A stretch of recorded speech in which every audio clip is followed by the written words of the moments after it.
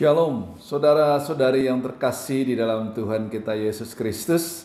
Semoga kita semua dalam keadaan sehat dan senantiasa dalam perlindungan Tuhan. Sahabat-sahabatku yang terkasih, kita jumpa lagi dengan permenungan dari saya yang bertema Jatuh dan Bangkit. Sahabat-sahabatku, renungan kali ini saya ingin mengangkat sebagian dari kisah nyata yang dialami oleh Kolonel Sander. Di usianya yang ke-6, sang ayah meninggal dunia. Karena sang ibu bekerja, Sanderlah yang mengurus saudara-saudaranya. Saat bekerja sebagai kuli, Kolonel Sander hanya mendapat upah tidak lebih dari 16 sen.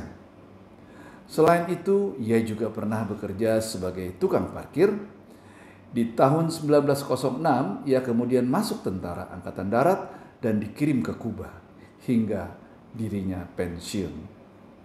Ketika dia duduk di bawah pohon, dia menulis apa yang dia mau capai di sisa hidupnya.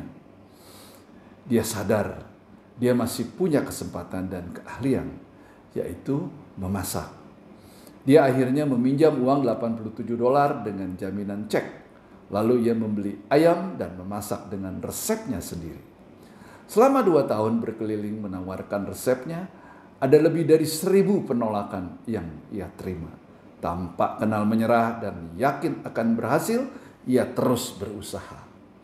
Di usia 65, dia sudah menyatakan keputusasaannya. Tetapi di usia 88 tahun dia menjadi bilioner dari usaha Kentucky Fried Chicken. Dan sekarang semua orang di seluruh dunia mengenal restorannya dengan nama KFC. Sahabat-sahabatku yang terkasih, gagal itu tidak harus kita takuti. Karena orang sukses adalah orang yang selalu berjuang walaupun dia sering gagal. Tapi dia tidak menyerah. Orang yang paling sulit untuk dikalahkan adalah orang yang tidak pernah mau menyerah. Dari kitab Kejadian bab 37-50 dikisahkan Yusuf anak Yakub yang ke-11 dari 12 anak.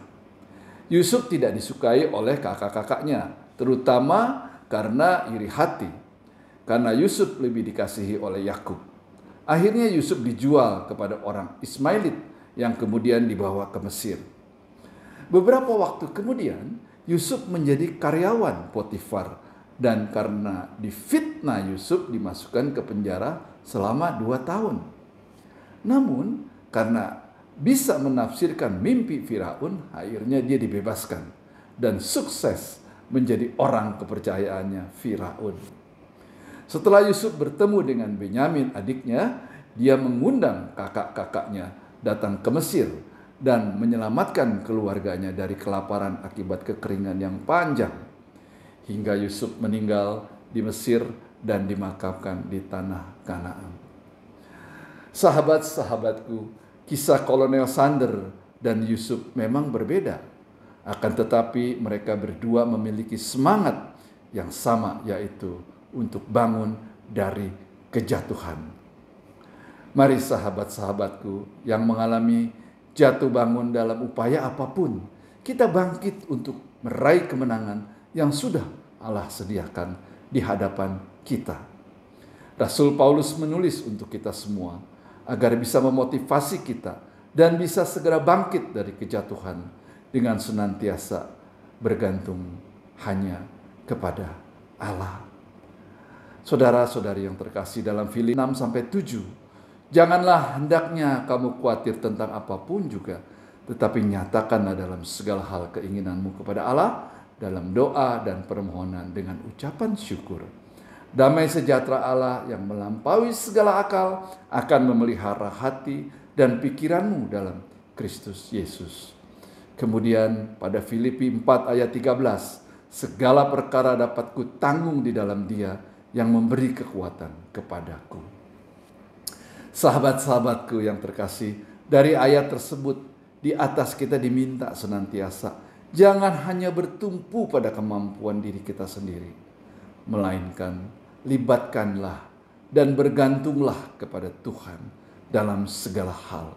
Dan niscaya Tuhan akan menolong kita. Dan pasti akan berhasil.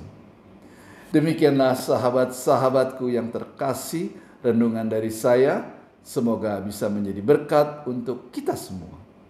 Semoga damai dari Kristus selalu menyertai kita semua. Sampai jumpa pada renungan yang akan datang. Tuhan memberkati kita semua. Amin.